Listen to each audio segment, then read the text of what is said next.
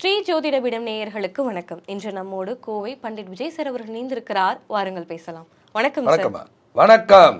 வாழ்க வளமுடன், வாழ்க வளமுடன், வாழ்க வையகம்.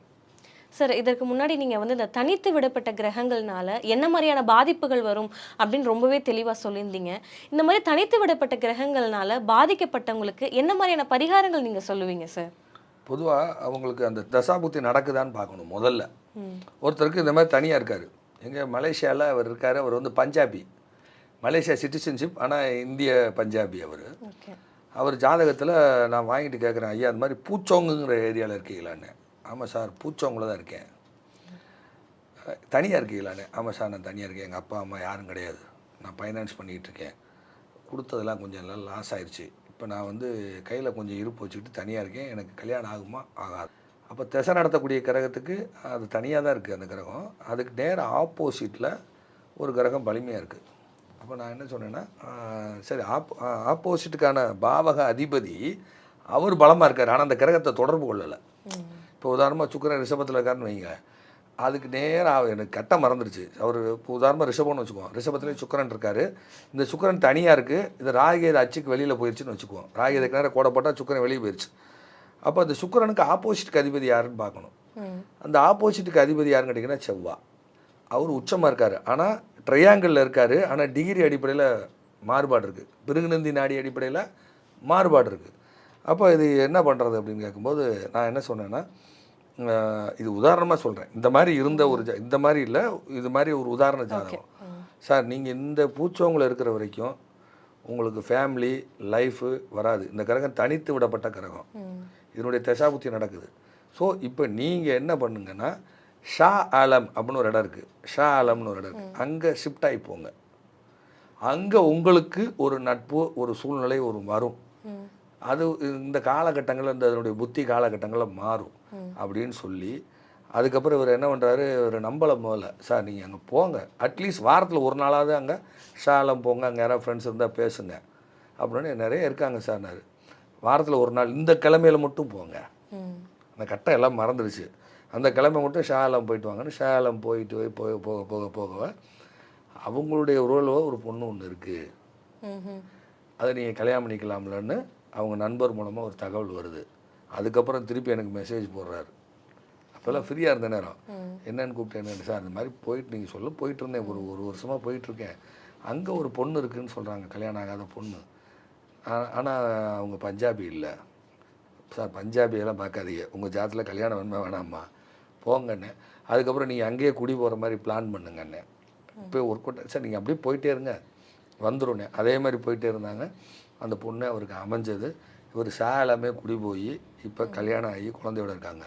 அப்போ ஒரு பாவகத்துக்கு எதிர்பாவகம் என்ன, அந்த பாவக அதிபதி என்ன கண்டிஷனில் இருக்கார், இவர் 5ஆம் அதிபதிக்கு எவ்வளோ தூரம் தள்ளி இருக்கார், இது எந்த லொக்கேஷன் போனால் அது செட் ஆகுமா அப்படிங்கிறத வச்சு தான் அவங்களுக்கு அது திருமணம்.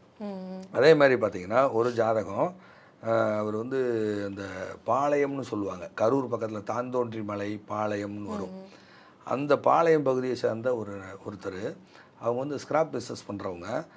அவர் தனியாக இருக்கார், இதே மாதிரி தனியாக இருக்கார். அவர் ஜாதகத்தில் எங்கன்னு கேட்டிங்கன்னா, அந்த கட்டம் எனக்கு மறந்துடுச்சு.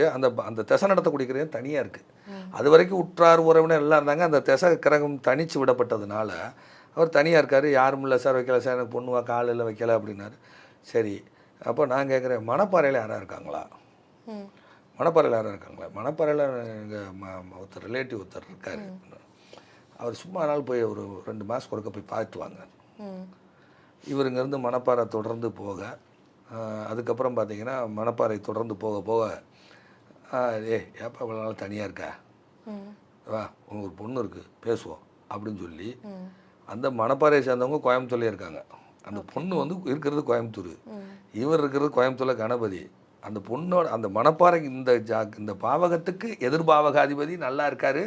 5ஆம் இடங்கிறது மனசு, அதில் போய் செவ்வாய் சம்மந்தப்பட்டது. அப்போ மணப்பாறை, அப்போ அங்கே போங்கன்னு சொல்லி அங்கே யாராவது உறவு இருக்காங்களான்னு கேட்டு, தியாகுன்னு பேர் இருக்கான்னு கேட்டு, தியாகுன்னு இருக்கார் அவர் போய் பாருங்கள். மாஸ்க் ஒர்க்க சும்மா போங்க, வயலூர் அங்கே வந்தேன்னு சும்மா போயிட்டு அவங்க வீட்டு போயிட்டு வாங்க. அவர் மூலமாக ஏதாவது தகவல் வரும்னு சொல்லி அது மூலமாக தகவல் அதே மாதிரி திருமணம் நடந்துச்சு. அப்போ அந்த தனித்து விடப்பட்ட கிரகங்கள் அதனுடைய தசாபுத்தி வரும்போது நம்மளை தனிமைப்படுத்தும். உதாரணமாக சொல்கிறதா இருந்தால் ராகு திசையில் கடைசி அந்த குரு திசை எனக்கு கரெக்டாக, அதாவது கரெக்டாக ராகு தசாவில் ராகு நின்ற சாராதிபதி யாருன்னா சூரியன். அவர் லக்கணத்துக்கு 12ல் இருப்பார். லக்கணத்துக்கு 12ஆம் இடத்துல இருப்பார். 8 கூடையவர் பார்வை செய்வார். தனுசுலேருந்து பார்வை செய்வார். கரெக்டாக. அப்போ ராகு திசை சுயபுத்தி காலகட்டங்களில் நான் தனித்து விடப்பட்டு கோயம்புத்தூர் வந்திருந்தேன். தனுசு கோயம்புத்தூர். ஸோ அங்கேருந்து அதை பார்ப்பார். அது லக்கணப்படி அது 12. அது திதிசூனி அதிபதி பார்க்குது. சூரியன் தான் குடும்பம். என்ன சொல்கிறோம், சூரிய கேலக்சின்னு சொல்கிறோமா இல்லையா? அப்போ நாங்கள் ஆட்டோமேட்டிக்காக அது இயற்கையாக நடந்தது. அன்றைக்கி எனக்கு இவ்வளோ ஜோடத்தில் நாலேஜ் எல்லாம் கிடையாது. எங்கள் ஊரில் ஜெயராம ரெட்டியார் ஐயா சொல்லி கொடுத்து வந்தேன். அப்போ சம்மந்தமே இல்லாமல் கோயம்புத்தூருக்கு வந்து அந்த சூரியன் அஸ்வினி நட்சத்திரத்தில் உட்காந்ததுனால கணபதிங்கிற பகுதியில் அது 12ஆம் இட மக்கள் இரவு பணியில் செக்யூரிட்டியாக வளர்த்தேன். அது வந்து என்ன கேட்டிங்கன்னா அவன் பலமான சூரியன். பலமான சூரியன். அது பலமான சூரியன். அதில் அது வந்து 7-12 கூட வீட்டில் உட்காந்ததுனால மனைவி குடும்பம் எல்லாம் விட்டுட்டு வந்தேன். அது பலமானதுனால. பலகீனமாக இருந்திருந்தால் நான் கோயம்புத்தூருக்கே வந்திருக்க முடியாது.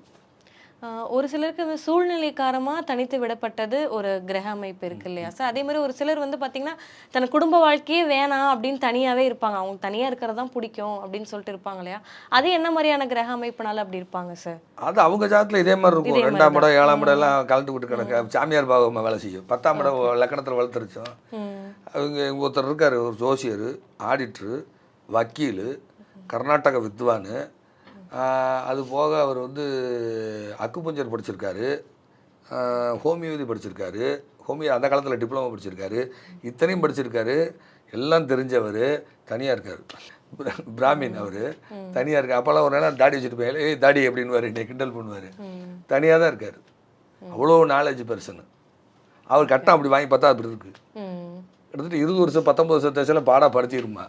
அப்போ என்ன செய்யணும், அதுக்கு எதிர்பாவகாதிபதி நல்லா இருக்காரா, அல்லது மூலத்திரிகோணாதிபதி நல்லா இருக்காங்களா, அல்லது அதுக்கு உபஜயஸ்தானாதிபதி நல்லா இருக்காங்களா, அதை கால்குலேட் பண்ணி அவங்க நல்லா இருக்காங்களா. அப்போ அந்த திசையும் புத்தியும் வர காலகட்டத்திலையோ அல்லது அந்த கிழமைகளையோ பயன்படுத்தி இந்த இடத்துக்கு போங்க, இங்கே இடத்துக்கு போங்க. சில பேருக்கு யாருமே அங்கே இருக்க மாட்டாங்க. அங்கே ஏதாவது கோயில் இருக்கும், அந்த கோயில் போய் உட்காந்துட்டு வாங்க. இப்போ உதாரணமாக சொல்கிறாங்க, எனக்கு அந்த ராகு திசை காலகட்டங்களில் துவங்கின உடனே நான் எங்கள் மாமனார் ஊர்லேருந்து வந்துட்டேன். நான் போன இடம் கணபதி. ஸோ அப்போ அந்த கணபதிங்கிற ஒரு இடத்துக்கு போய் அதுக்கப்புறம் பாருங்கள், எனக்கு லக்கணாதிபதி பலம். லக்கணாதிபதி தான் நம்பிக்கை. அதுக்கு 2ஆம் இடமே லக்கணம். லக்கணம் தான் நம்பிக்கை.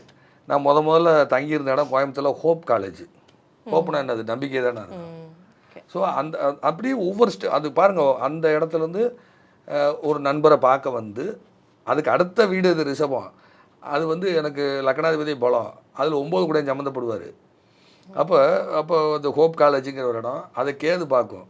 ஆக்சுவலாக பார்த்தீங்கன்னா ஆர்த்தர் ஹோப்பு கல்லூரின்னு அங்கே ஒன்று இருந்தது. ஜிடி நாயுடு ஐயா கொண்டு வந்து வச்சுருந்தது. பிரிட்டிஷ்காரன் காலத்தில் ஆர்த்தர் ஹோப்புங்கிறவர் கோயம்புத்தூர் கலெக்டராக இருந்தவர். அவர் பேர் ஒரு காலேஜ் கட்டுறாரு. இவர் காலேஜ் கட்டி கை காசு போட்டு கட்டி அவர் பேரை வைக்கிறாரு. ஏன்னா அப்ரூவல் வாங்கி கொடுத்தவர்னால, இல்லை லண்டன்லேருந்து சிலபஸ்லாம் வாங்கி கொண்டு வந்து கொடுத்ததுனால அவருக்கு நன்றி கடனாக ஒரு பேர் வைக்கிறாரு. அதுதான் இன்றைக்கி தமிழ்நாடு பாலிடெக்னிக்னு மாறிடுச்சு. அதுக்கப்புறம் ஹோப் காலேஜை தாண்டி டைடல் பார்க் தாண்டி அந்த பக்கம் அந்த காலத்துலேயே போயிடுச்சு. அந்த வளாகத்துக்கு அதே லொக்கேஷனில் நான் அங்கே ஒரு நண்பரை பார்க்க போய் கடைசிக்கு அங்கே தங்கி அதுக்கப்புறம் வேறு தொழில் மாறி அதுக்கப்புறம் பல சுற்றி அதை கேது பார்க்கனால திரு ஜோசப் சுந்தராஜையாவை சந்திக்கிறேன். அப்போ இதெல்லாம் நம்ம கட்டத்தோடு ஆய்வு பண்ணி நம்மளுடைய அனுபவமே ஜோதிடமாக மாறுகிறது. இந்த அனுபவத்தை தூண்டி விட்டவர் என்னுடைய குருநாதர் மூக்கையத்தவர் ஐயா. சரியா? இதுதான் மேட்ரு. புரியுதா? அப்படி அவங்களுக்கு பரிகாரம் இருக்குது. சில ஜாதகத்துக்கு இருக்குது, சில ஜாதகத்துக்கு இல்லை.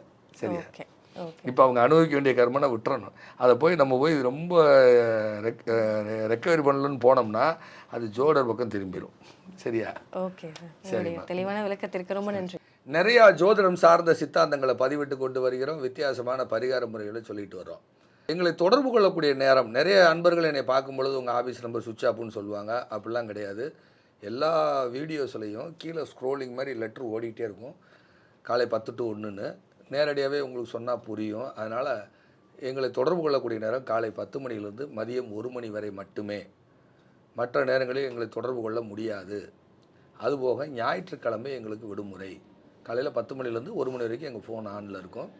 நீங்கள் அப்பாயின்மெண்ட் வாங்கி பார்க்கலாம். எங்களை தொடர்பு கொள்ளக்கூடிய நம்பர் கீழே ஓடிட்டுருக்கோம். அந்த நம்பருக்கு கூப்பிடுங்க. நன்றி, வணக்கம், வாழ்க வளமுடன்.